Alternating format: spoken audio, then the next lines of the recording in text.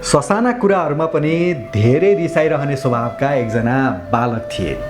एक दिन उनको बुबाले उनलाई केही किलाहरूले भरिएको एउटा झोला दिनुभयो र भन्नुभयो, जब तिमीलाई बढी रिस उठ्छ यिनै किलाहरू घरको बारमा कतै हान्ने गर, यसले तिम्रो रिस शान्त बनाउँछ।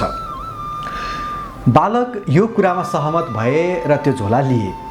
पहिलो दिन उनले बारमा 100वटा जति किला हानेका रहेछन्।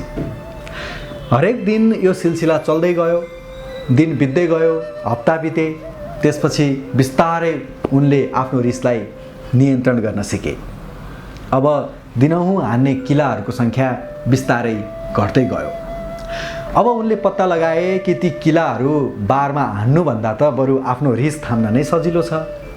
उनको बुबालाई पनि त्यही सिकाउनु थियो। अनि बुबाले भन्नुभयो, अब तिमीले आफ्नो रिसलाई नियन्त्रण गर्न सिकेका छौ।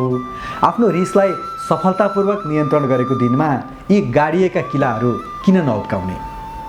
छोरा त्यसमा पनि सहमत भए। सोही अनुसार केही दिनमा सबै किलाहरू बाहिर निकालियो, बाहिर तानियो। अनि बुबाले छोरालाई त्यही बारको नजिक लगे र उसले राम्रो काम गरेकोमा प्रशंसा गरे।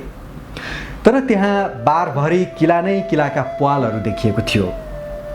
नजिकै गएर बुबाले छोरालाई बुझाए, जब तिमी रिसमा केही बोल्छौ, केही गर्छौ, मान्छे होस् वा जेसुकै त्यसमा नराम्रो छाप पर्छ, दाग लाग्छ, घाउ बन्छ। जति पटक माफी मागे पनि कहिल्यै उस्तै हुँदैन। ती बारमा देखिएका प्वालहरू यसैका प्रमाण हुन्।